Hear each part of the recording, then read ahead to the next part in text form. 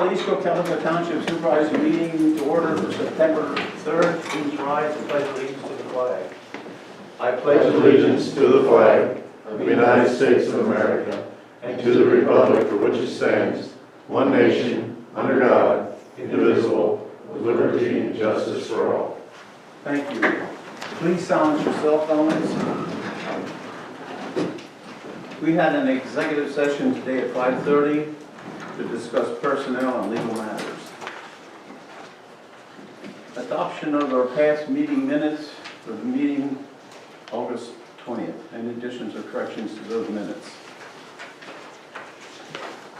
I do not have any.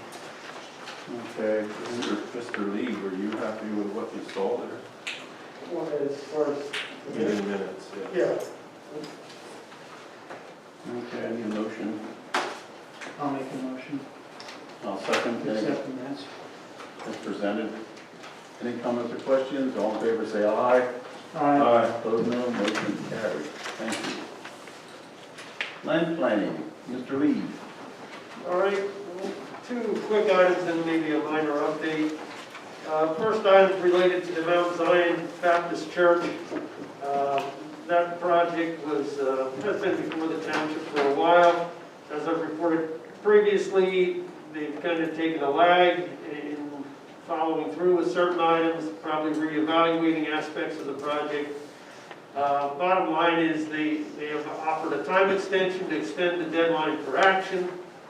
So our recommendation would be to accept the written time extension as noted in the engineer's report. So the suggested motion would be to accept the written time extension offer as submitted by the applicant's consultant dated August 28th, 2020, which will extend the deadline for action on the Mount Zion Baptist Church final land development plan until December 15th, 2020. Anybody here representing that I plan? not expected, but Okay. I'll make that motion. I'll second it. Any comments or questions? All in favor say aye.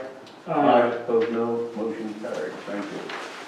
another item that came up more recently was related to the Ingham's powder coating final land development plan. That project was previously approved, plan recorded. In conjunction with that, financial security was established, and the applicant is proceeding to complete the project in accordance with the plan. He recently contacted the township and requested to swap out or switch the financial security in the bank that had previously provided it and replace it with a new letter of credit. So through coordination with the township and the township solicitor and receipt of an updated letter of credit, the suggested motion would be to authorize release of the current letter of credit from Orrstown Bank for the Ingham's powder coating final land development plan in the amount of $51,174.29. Upon the applicant providing a new letter of credit from Link Bank in a form acceptable to the township solicitor in the amount of $51,174.29. And I think I can report that Tom has since approved the letter of credit. So And nobody's here representing that? I did not expect anybody. Okay. What's the wish of the board? Yeah, I'll make that motion. Let's just trade off. I'll second it. Any comments or questions? All in favor say aye. Opposed, no. Motion carried. Thank you. The update was, I think Kevin McCrae's going to report more maybe later on as part of his MS4 discussions, but related to the Roseville Basin retrofit, at a prior meeting, we had authorized land study to proceed with their preliminary design information and study of the basin opportunities, identified credits and potential construction costs.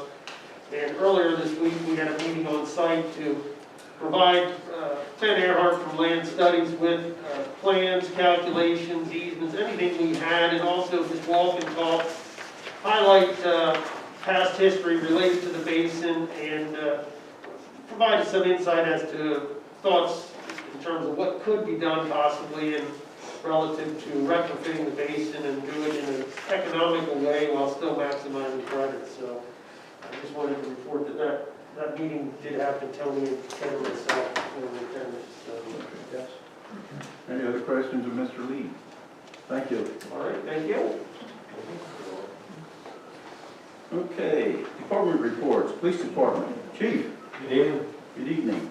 I said at the last meeting that I would have the numbers for July, so we were able to work those out.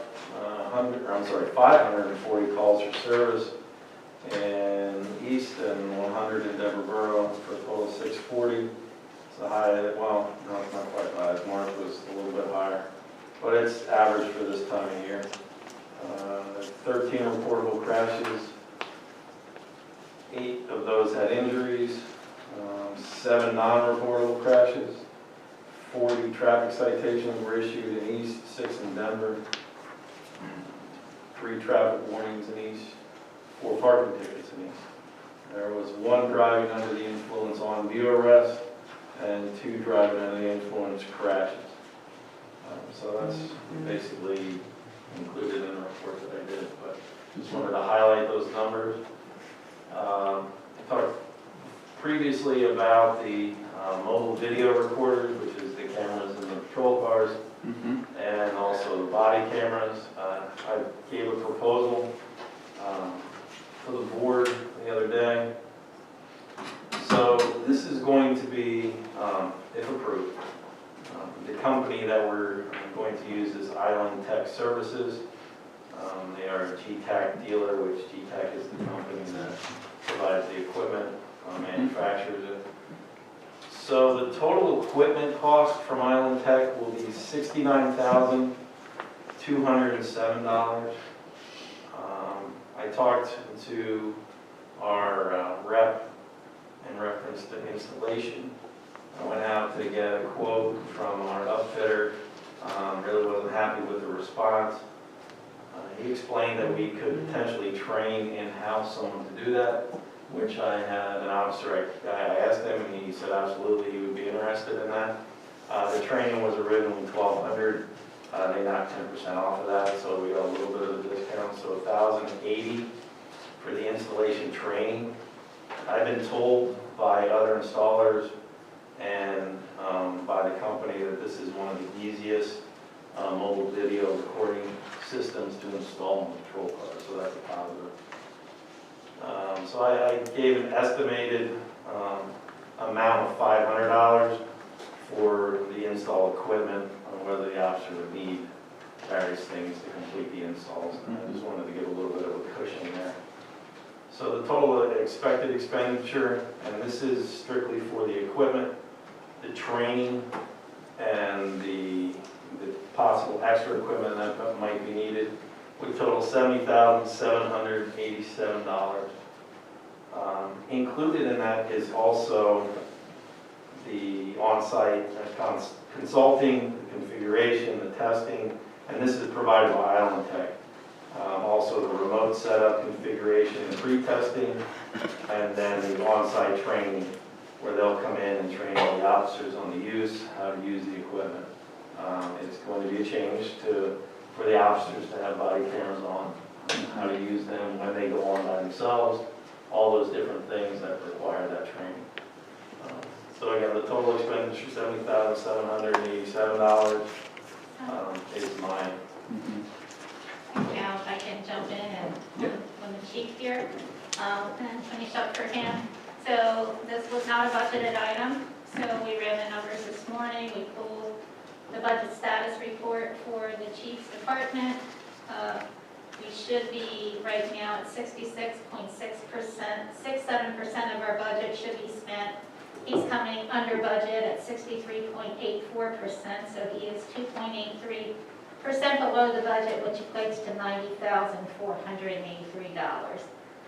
In addition to that, he has received a $10,000 memorial contribution, and we also will be having CARES Act money come in, and that will be this year, and we expect that to be at $41,000.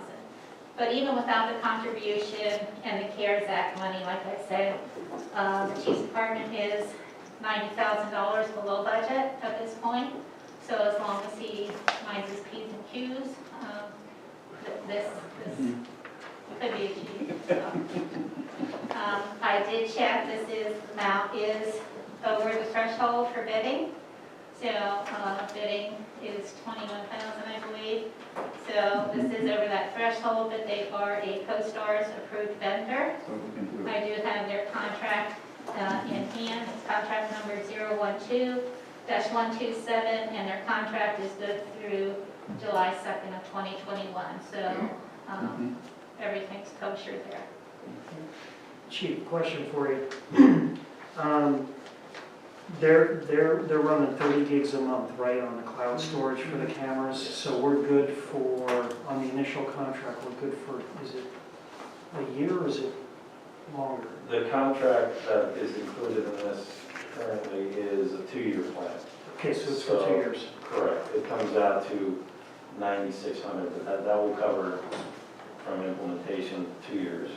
Okay, so it is, but that's fine, that's the 24 months. Okay, good. And I will say that I've talked to different people, and I'm not saying by any means that other manufacturers, other cameras are not good or anything along those lines by any means.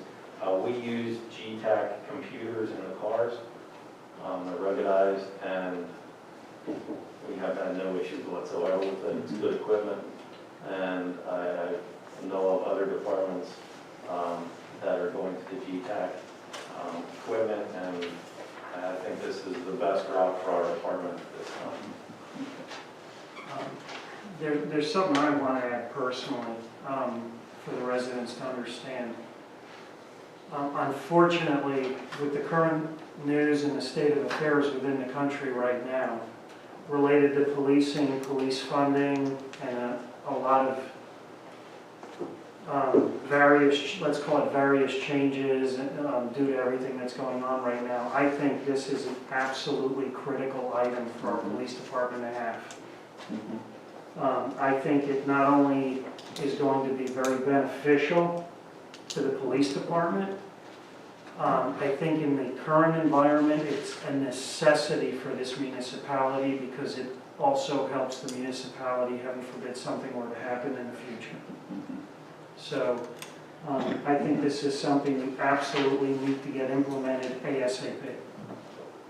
And it's also a community-oriented type thing, where it also protects the community too. Yes, From definitely. just in every sense of the word. So you can look at it from both sides also. Okay. What was their lead time again? I don't think it's going to be that long. I haven't signed it, obviously, but we're going to. I hope not. He said it's not going to be an extended period. They're going to work on this and jump on this as quickly as possible. They know where we stand budget-wise. They know where we stand with the donations. So he said there should be no issues with getting it implemented as soon as possible. Okay, thank you. So given that, Mr. Chairman, I do present 2 motions for you, one for Yep. the proposal itself and then one for the additional. Just for clarity purposes, Chief, the cloud storage and maintenance, that you said that's for a 2-year period. Correct. Where do you expect that to be after that 2 years? Is it going to be another 2-year sign up for similar money, or what's I your actually guess? didn't, get into that part of it. I think it would increase. That has come down tremendously from what it used to be. That's why a lot of departments didn't get it. The equipment wasn't that it was. Now, when you're talking about a 200-person department, the equipment costs get very high. But for the smaller departments, you have the equipment. If you see the body cameras themselves are only $300. They don't get only, but they're only $300. Right. So that price has come down tremendously. The storage has come down, and I'm hoping that continues through the trend as cloud storage goes. The only thing would be if we would add cameras. I was told, asked actually one of our officers that was with another department previously, who also had body cameras, if each officer got their own body camera. And he said they did. And that was a pretty large department. And again, when you're making an individual responsible for that equipment, they tend to take care of it a little bit better. It's not getting changed every shift or anything like that. So There'll be docking stations, there'll be curb mark, that type of thing. So I don't foresee that that's going to be going up tremendously. I think the competition and that kind of thing is going to stay relatively the same. But I did not ask that specific Okay. question. Well, it's hard to speculate where we're going to be in 2 years, I understand, but if the trend's down, it's headed the right way. So are you questioning the $9,600? Yes. Okay, attached to that is the storage, but my guess would be the larger part of that $96 would be the software maintenance. So, and I'm sure that includes all the maintenance to the software, upgrades, and that's, I believe, where the majority of your costs come in. And you have that with any program we have. Yeah. The other part of the quote is the $6,200 for the professional services. What exactly does that relate to, I guess? That is when they come out and set things up. They send 2 individuals for several nights, or they have to stay over several days, several nights. So that's all included in that, and depending on where the individual's coming from, it could cost, account for the travel that they include in that. But it's going to be the training, the setup, and all the different things, getting the computer that this is going to go to, ultimately to the cloud, the specific setup. He said they will do everything in their ability to bring that number down, but that's what he's saying would be the $6,200 would be the worst case scenario. Okay. So I'm hoping we can get it done quicker and they can be on their way, but So that could be a moving number, moving lower. possible. But it doesn't relate to the training at all. It's something separate. Correct, that's the initial training of the officers and setup. It's not the install of the cars. Okay. So if your officers are quick learners, you'll get them out of here fast. And if he has the time now again, I wouldn't expect that officer to do it for free. And I also wouldn't expect that officer to do it when he's supposed to be out on the street on duty. So there's going to be some costs involved. Right. I think looking at our overtime budget and the scheduling, and we can kind of switch some things around. So we're going to try and keep that cost contained also. But there is going to be a cost. But we are saving definitely from having a company do it at $95 an hour. You see the rest of the year, your trend being with staying similarly under budget as it's been, or? Again, I'm knock on wood, I hope so. Yeah. I can never forecast what the overtime budget could be from whatever might be going on. But again, when you're going to the gas pump at the school and paying 96 cents a gallon as opposed to other. 84. I thought the last place, okay. So there's ways where we have, and we've been fortunate with cars and maintenance and those type of things, so. And there was $10,000 in the budget for MVRs, so that was already there. That's fine. I was just looking for clarity on a few of the numbers. Yeah, being you mentioned it, that 84 cents a gallon for gasoline we're paying from the school district. It helps. Boy, that's a tremendous savings over where we've been in the past.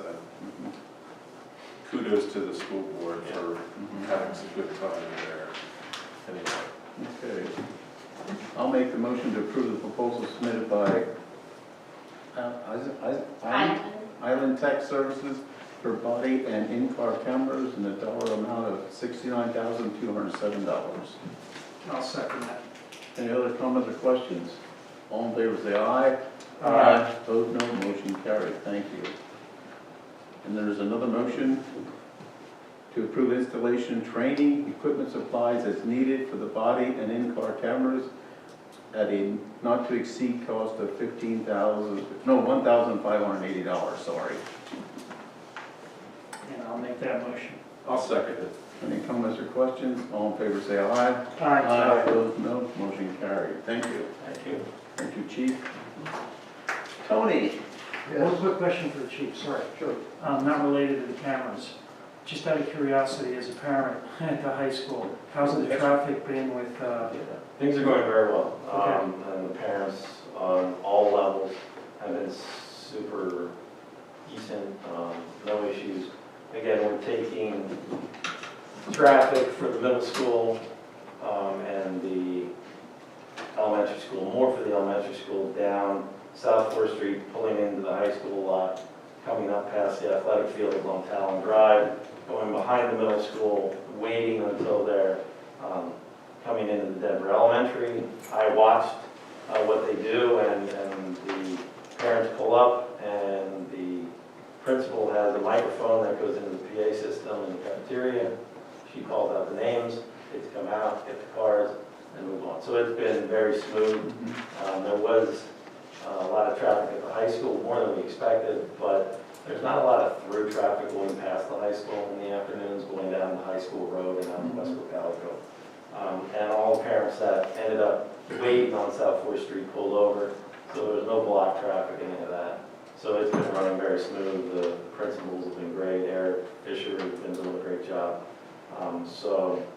So far, it's so good. Good. I mean, it's running smooth. It was great. Thank you.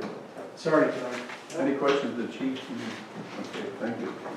Tony? Good evening, everybody, and as usual, I'll have a full report at the next supervisor meeting. But I do have one item that I wanted to bring to your attention and also to the public's attention. As you know, my department's been responsible to spearhead the census for this year's 2020 census. That deadline is approaching on September 30th. Now, we've done pretty well here in East Cocalico. We've managed to get 79.2% of the people responding, so that's pretty good, but we'd like to have 100%. Now, people can respond online, but for people who don't have a computer, they can also use an old telephone service. And the Census Bureau is open Sunday through Saturday, 7 a.m. to 2 p.m. So basically for the full week, people can get in there. Now, we do have, over at Weaver Markets, the Census Bureau is sending some representatives there. This September 5th, which is this Saturday, they can go to Weaver Markets, and the Census Bureau will be conducting mobile questionnaire assistance to help these people with their paperwork. And that's from 11 a.m. to 3 p.m. this Saturday at Weaver Markets. So, Chief, you may see a little bit more traffic out there this weekend, but that's the reason why I wanted to mention that. And I believe Lisa has this on our website also. So hopefully we get 100%. You know, we're doing very well. A lot of municipalities are suffering, but the people are really responding well here in East Cocalico, and that's a good thing. Just to add to that, I have actually seen census workers. When I was driving through Denver Borough, I saw them. I haven't seen any east yet. I'm not sure if they are here. But they will identify themselves. They have an actual briefcase, like bag, that has the census decal on it. They wear a tag. They're all wearing masks, obviously. So they are well identified as census workers. If somebody does come knocking on doors, then there's a good chance it's a census worker. But again, people always have to be careful who they're giving their information out and that type of thing. But they are out and about in the community right now. Good, that's good to know. And that's really all I wanted to bring to your attention. Thank you, Tony. Any questions of the zoning officer? Okay. Road Department. It's been Mr. Obviously, we'll have his main report at the next meeting as well, but he did give me one item. He did receive an additional quote from Alpha Space Control to do line painting in the homestead development, which was just done. He has a quote before you. There's several different items on there, so I'd like to review that. We spoke with Alpha, and it is their recommendation that crosswalks are not really needed to be painted unless it is at 35 miles an hour or above, then you should install crosswalks. He said under that, he didn't feel it was necessary.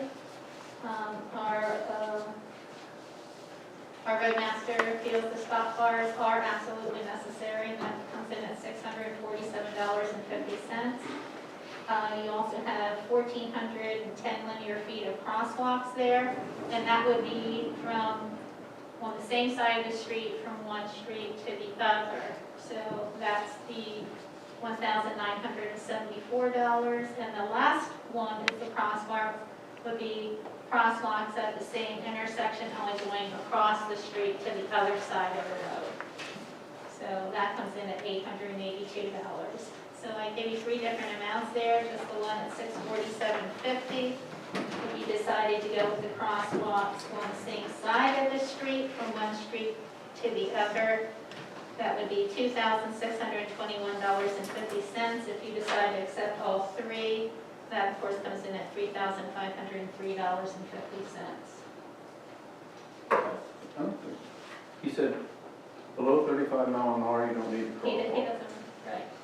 He said they are vital if you, for 35 miles an hour, And the speed And limit above. through there is 25. 25. I think the only places we could crosswalks was at the park before. That's, and when we do that every year, Mhm. where they cross the street to go onto the park, those are painted every year, and they also have the hash marks. So that is done yearly. Mhm. So the roadmaster is recommending the star bars be painted. Okay, what's the feeling of the board? And you got the recommendation from our traffic engineer on that as well. It is 259 stop bars. 259 stop bars, correct? Feet. 259 linear feet, Linear feet, 24-inch stop bars, Yeah. correct? Yeah. At $2.50 a linear foot, for a total of $647.50.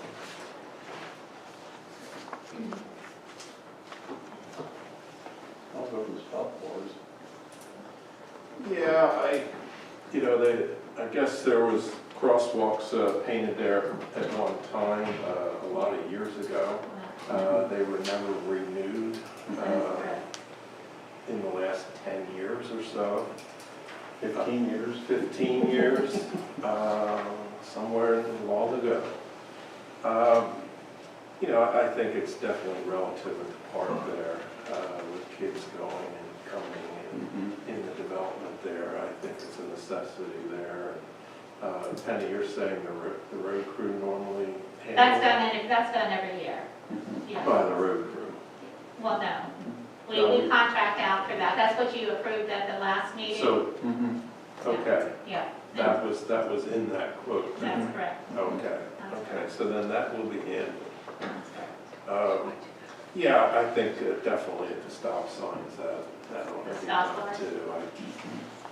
Chief, do you find that helps at all with officers out there? I guess if they're running a stop sign, it doesn't matter whether there's a bar there or not. Yeah, but it kind of is that reminder. Accentuates it, yeah. So I would highly recommend at least those. Mhm. Yeah. Yeah. I can bring up on a Google map and show you what was there before Well, and what So- the difference of these two is. so do you want the crosswalks or not? Mhm. Just the stop bars. Well, I want them at the park, Park What always- about- but that's already done. Right, but what about the 630 linear feet? And then the That's, other, okay, so, and then the other 1410. I mean, I'm gonna give you my opinion on this is, I think we absolutely should be putting the crosswalks back in. I think it's a liability issue. Heaven forbid a pedestrian get hit. Chief, I think the law's pretty clear. They really should be walking in the crosswalks that are well marked. There's just, Penny, I think, did we gain a little information on we do, the federal standards on that? yes. Uh, And that was sent to you by our traffic engineer. I don't have that in front of me and I can't access my email right now. Yeah, I think, nowadays, put those in that requires traffic studies and the whole 9 yards, put a crosswalk in. right, I know, yeah. Right. But So you recommend spending $3,503? the $3,503.50 and actually put the 1,410 linear feet on the crosswalks and the 630 linear feet. I think we should. Then, That's an annual expense every year, that will be. I know. when But I think it's the right thing to do safety-wise. It's very clearly marked. when you take it one step further, then how many other developments don't have them? Shouldn't we be doing them all? Carrick doesn't have a ridge, Ridgeville doesn't, Meadowbrook. I think we should have them. I think we should. When Quail Hollow was surfaced last year, was anything done there? No, they haven't been put in yet. And they were there and they don't even have the stop bars there yet. The other thing too is those sidewalks, the way they were cut, Tony, when Quail Hollow was done, I'm sure some of the other residents, some of the other locations have it, they have the depression there for the handicapped accessibility. So if we don't put the crosswalks in there, you don't have a clear delineation and demarcation of where the handicap accessibility is from one sidewalk to the other. Well, it's just my thought then, if we're approving this, then how many more developments we ought to get quotes on them too? It's no different than one. We should. I think we should. From the legal standpoint, Chief, any input on that, or?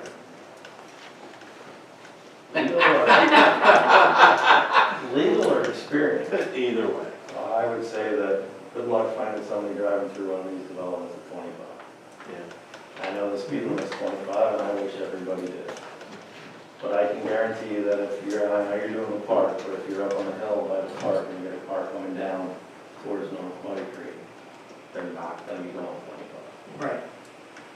And again, that's my opinion. I know it's very costly, and that's not for my decision, but from my side of things, the developments, it's difficult to find somebody driving 25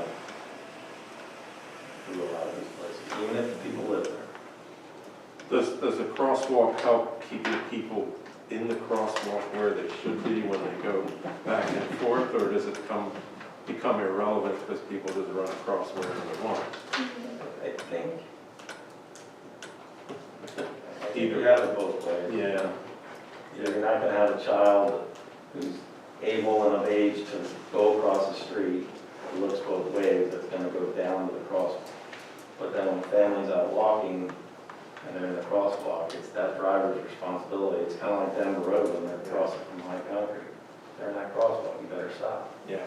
So, And I think if they're not, and the opportunity was for there, shame on them, not us. that is, yes. that's- Yeah. but it's more of a burden on the driver to make sure, especially when somebody's in that crosswalk. Again, that family, that individual, those kids are in the crosswalk. I think we need to have it, Chuck. I think, and you're raising a good point. I think we need to take a look at all our developments and make sure that they're there. Well, especially where, there's been recent resurfacing, there won't be any coming back. If we, on our radar for next year, we're looking at several different developments or projects, that would be a reason to wait one more year.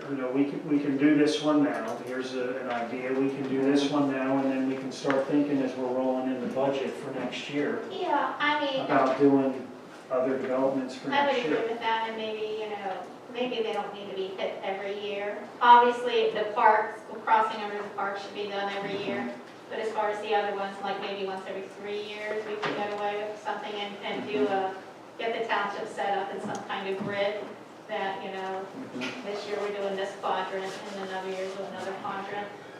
That would be something to consider. Just as a reference point, ORC, Quail Hollow, there's 7 parks, is there crosswalks there too? No, we never painted the lines. We never put them back. They were there. Yeah, Tony, from the corner of West and East Kestrel, that went into the park. The private park in Quail Hollow. Yeah. Yeah, so that hasn't been put So that back. needs to be added to the annual one then, so what you're talking about. No, I don't think that should be added to the annual one because, It's crossing over to a park. but the park is a private park. It's an Yeah, but the road's association. ours. It's still a park. Yeah, it's our road, Okay. Yeah, it's our road, so we should do it. Okay. Yeah, it's Yeah, crossing you're right. over to a park. There's 2 there, isn't there? The private one and then the other one up by the cul-de-sac. Is that private as well? There's that other one there, but again, all the parks in Quail Hollow, there's actually 3 small parks. Okay. The one large and 2 very small ones. They're all association. But those other ones are not, they're mainly only used, Jeff, by the homes that are behind it because they have a very narrow accessible path from the sidewalk, not from the street. Okay. So there's no crossings to get to it there? Correct, unless you're just entering from the sidewalk where there is still elevated curbing. Okay. So you're gonna make a motion to approve the, I'll make that motion, yeah.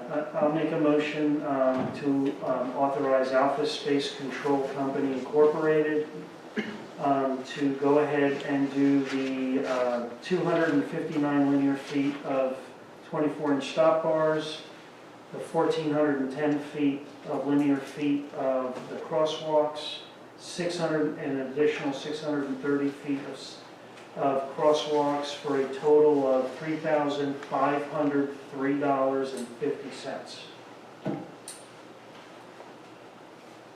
I'll second. Any comments or questions?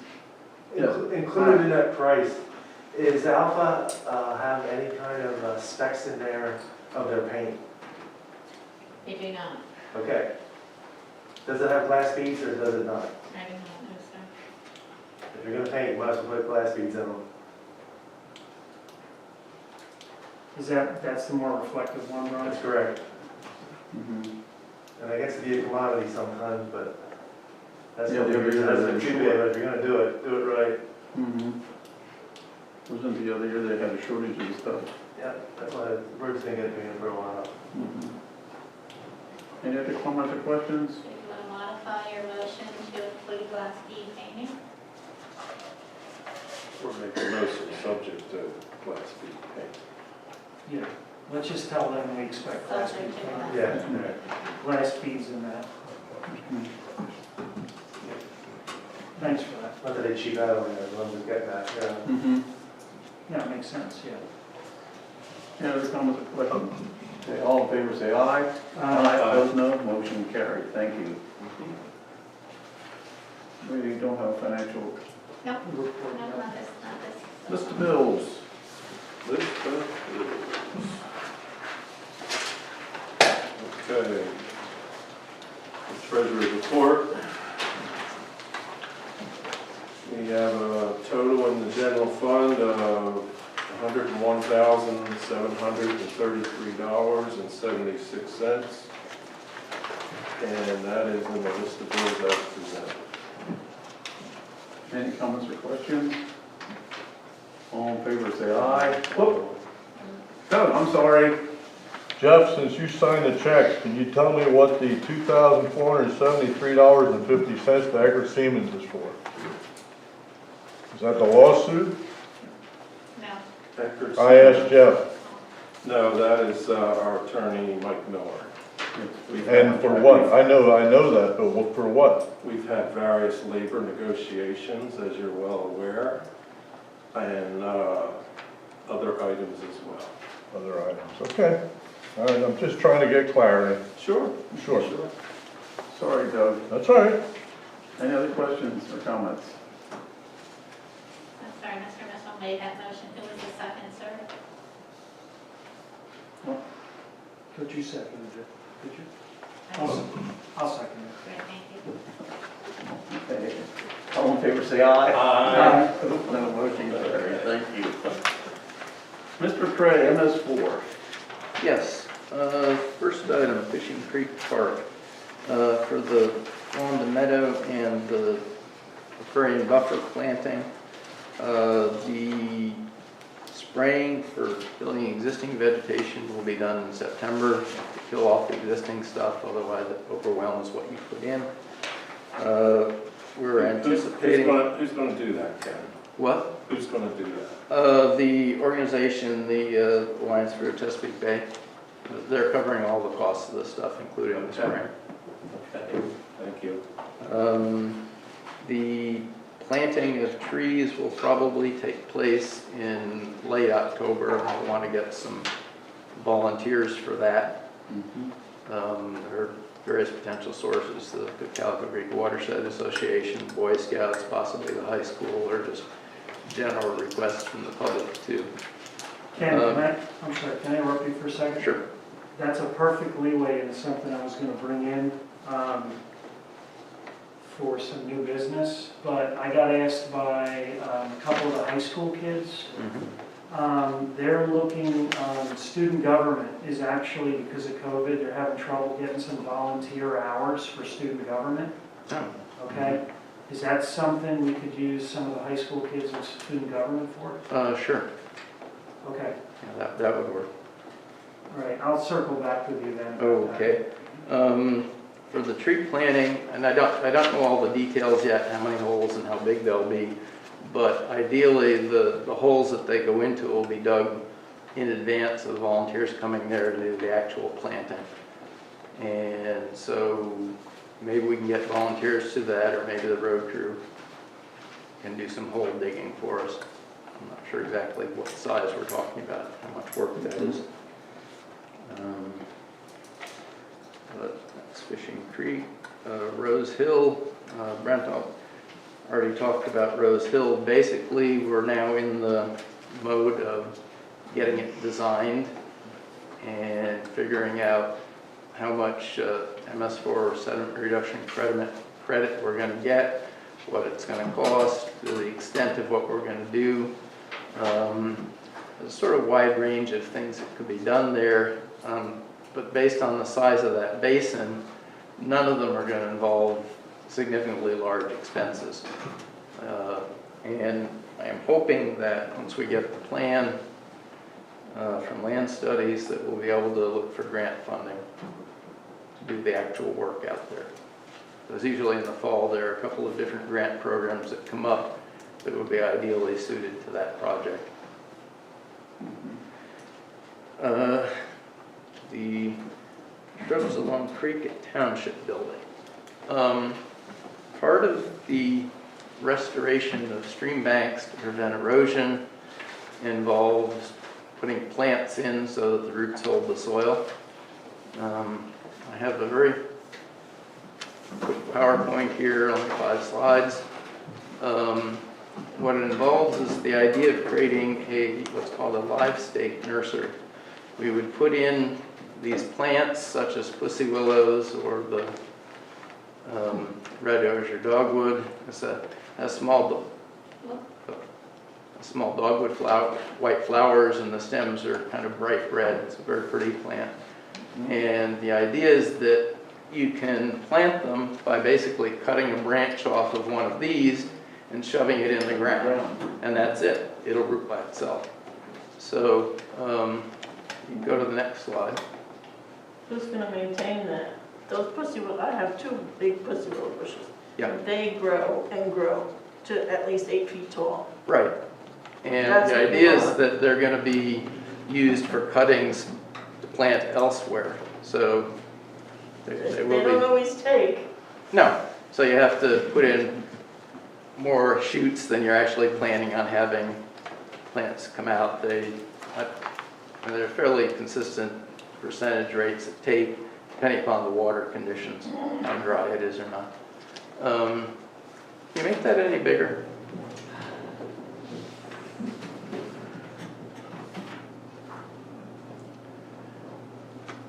Yeah, that's better. 2 of the things you get in a stream are when you erode the bank underneath and it kind of undercuts grass, you can have the entire stream bank collapse into the stream. And it's not really big enough to see it there, but there's about 3 feet of the bank simply fell down into the channel on the one on the left. The one on the right has a vertical eroded bank that's about 4 feet high. And both of those pictures were taken within 500 feet of the township building in Stony Run right next to us here. If you go to the next. No, wrong way. Bring that up a little bit.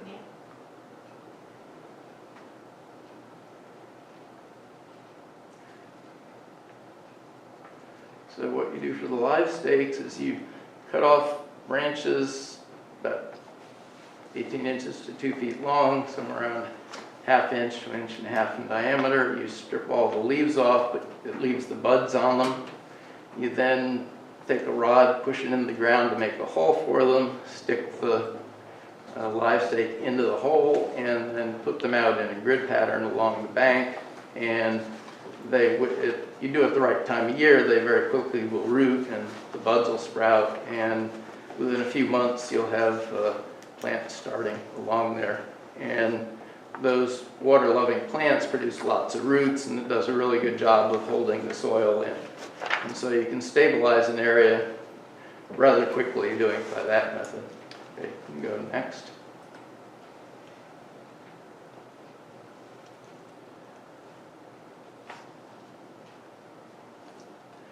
So that's out next to the township building. The little stream is Stony Run.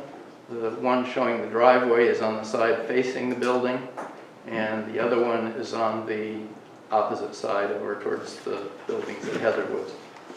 And that currently is an area that really can't be used for anything. It's floodplain. We're mowing some of it, not every day, every week, but it is getting mowed. And the idea is to put in at least 2 or 3 rows of these bushes along that area, along the stream, which will do a number of different things. First of all, it does pollution control in that site, that it holds soil, cuts down on erosion, and we get MS4 pollution reduction credit for that. But also when the plants get established and we can start taking cuttings from them to transplant for other people in the township, that we want to encourage property owners that have streams to get these live stakes, put them in the banks of their streams to cut down on erosion. And when we give them out, if we have, if they're taking them, we want them to report back and, how many feet of stream did you do? We can get MS4 pollution reduction credit on the properties where these things were installed on. And we can also do little, like, mini seminars on how to do it. Just an hour in the morning, come over and show the people how to get it and give them the supply, and they can go home and do it in their own yard. And we get credit for all that, for publicity, for education, for public involvement. There are a whole bunch of different things like that that we're required to do in MS4. And so putting the stakes in the plants in this area so we can get live stakes will be quite beneficial. I think there's one more slide.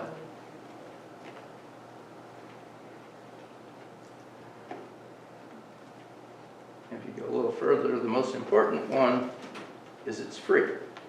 The same folks doing the meadow and stream buffer over in Fishing Creek Park will also provide the materials required to do this. And so essentially all we need to do is provide a little bit of labor to plant the plants along there. So it seems like there's a lot of advantage to doing that now when we can get the stuff for free. Gentlemen, just for transparency purposes, Mr. Craig gave me the sales pitch to do a similar exercise in my own stream banks on my property. And he even promised he'd come out and maintain them for me on his own time. Well, I'll help you put them in. I'm not saying that I'm going to maintain them for you. So we are in negotiations.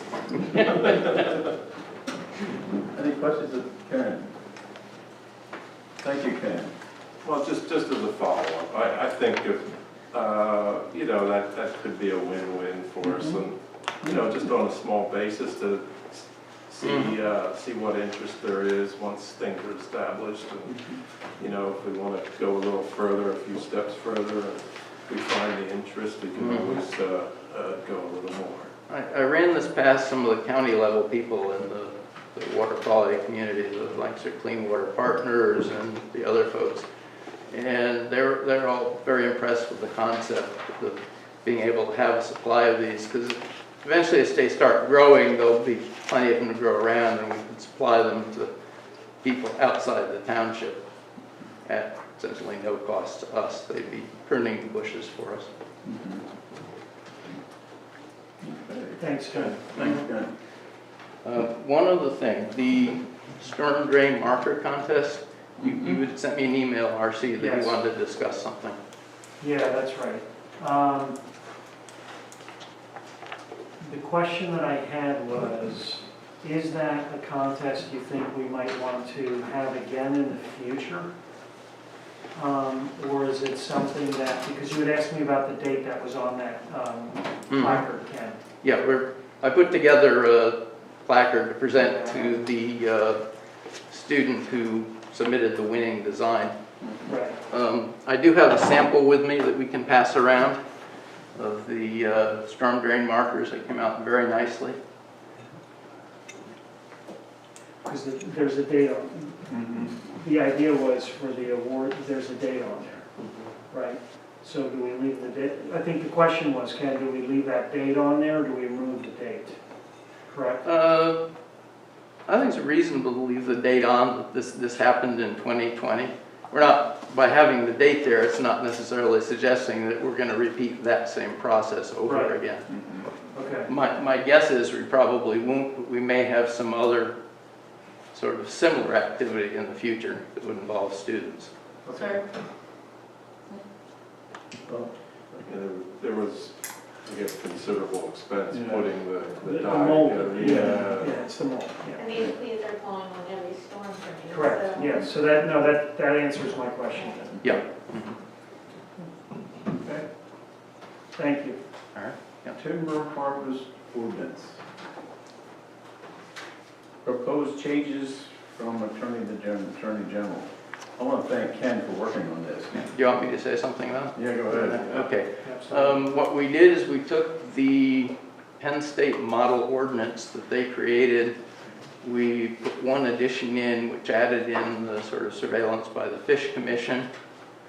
And we then sent it off to the Attorney General. And within a few days, we had an email back that that was acceptable to them, that now all we need to do is then adopt that ordinance change.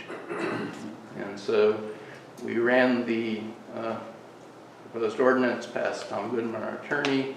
He put it in the correct format, and then from there it has to go on to the next level, which is probably at the county level for review.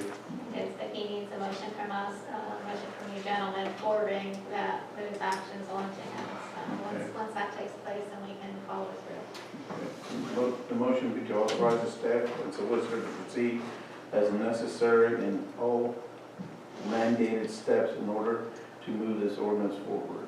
That'd be a motion. You want to make that motion? Yeah, I'll second it. It's some changes that are necessary. Yeah. Any comments or questions? All in favor say aye. Aye. Opposed, no. Motion carried. And the rest of the items are on hold. Yes. New business. Non-emergency public services. Reamstown, Smokestown, Stevens Fire Company to assist Four Seasons on September 22nd for a public food drive.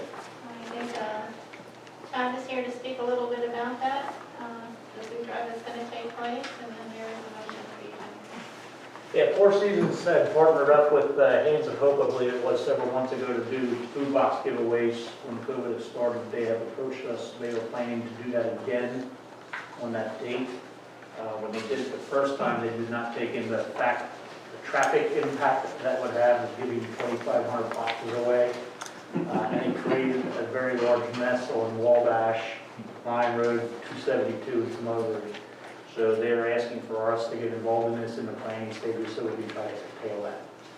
And because it is a non-emergency function, we need approval from the board to go ahead and do that. Motion be to authorize the special fire police and fire departments to assist in traffic control measures in the vicinity of Wabash and North Reading Road for the Four Seasons Produce Food Drive, a non-emergency public event to be held on Tuesday, September 22nd, 2 to 6 p.m. I'll make that motion. Yeah, I'll second it. Just as a, Chad, are you aware, is this a similar size event, or? They are is the planning previous to one? do 1,500 boxes this time, which will be 1,000 boxes less. Okay. Very good. Any other comments or questions? All in favor say aye. Aye. Opposed, no. Motion carried. Thank you. Managers report. Just a couple things, I think I did mention before about the CARES Act, we did do our first submission to the CARES Act. And those were for invoices from March 1 through June 30th.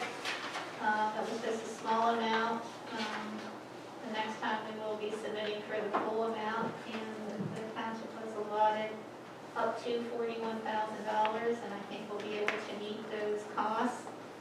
So I expect to get all that money back this year through the CARES Act. I do have a couple housekeeping things before I go over my final item. We do have the ability to receive all of our bank statements online. We can get them very quickly. We would like to do that, therefore go paperless. But I would need a motion to do that. So, well, not really a motion, just a directive that would be allowed to do this. What's the wish of the board? Absolutely. Knew that. You knew that was gonna come from me. Okay. So you're okay with that? It makes All right. sense. So, the other item I have for the financial director. Moving forward. Okay. Is we do have one from bank account out there called the recreation fund. There's only a little over $500 in it, but we keep getting charged a $10 fee. Judy did want to try to fight for that $10 back, but because she's not authorized, they won't tell her anything about that. So I would need authorization. The board, you would need to stop in the bank, fill out the proper form giving her authorization to speak on behalf of the board, not sign, Yeah, but speak. Well, I need your authorization to do that. okay. Yeah, that totally makes sense. Okay, good. You'll do that then, sir? Mhm. All right, thank you. And last item I really have is, we've been, it's been quite a year for us, but we are making leaps and bounds in getting the township back on track and into the 21st century. We are tackling a lot of different items, and human resources is a big item. We have a lot of staff here with the police. There's a lot of things that need to be taken care of and brought up to speed, and that requires help. There's also a lot of new administrative duties that need assistance on. So we really do have a need for a full-time person. We did not advertise this. We are not required to advertise it, but by word of mouth, we did have several applications come in. I did do interviews for those. The board also did interviews for those, and I was given a directive in an executive session to send out an offer letter. That offer letter has come back. So you have a motion before you, Mr. Chairman, if you would like to bring somebody on board. Great. Should I read the motion? Absolutely.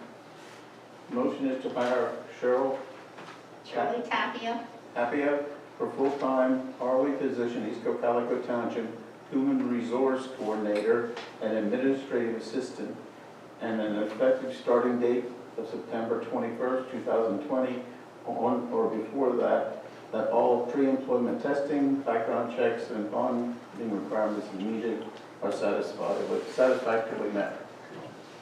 I'll make that motion. Yeah, and I'll second that. Any comments or questions? Yes. What's June? the salary? That was going to be $50,000. Any other questions? Suzie? I couldn't quite hear, and she's human resource, is that what you're That's saying? going to be, she's going to be doing a lot of things, but that's going to be probably the bulk of her job. But did I hear you say an assistant? Administrative assistant. Okay. But that's basically what she's doing, is human resourcing? The bulk of hers will be human resources, correct? So- But many things. She's going to be. Is she picking up things that Elizabeth would have done? Yes. So the girl that was hired in Elizabeth's place is not doing all of Elizabeth's work? Well, I think from my standpoint, you know, Elizabeth was doing a lot more than what was humanly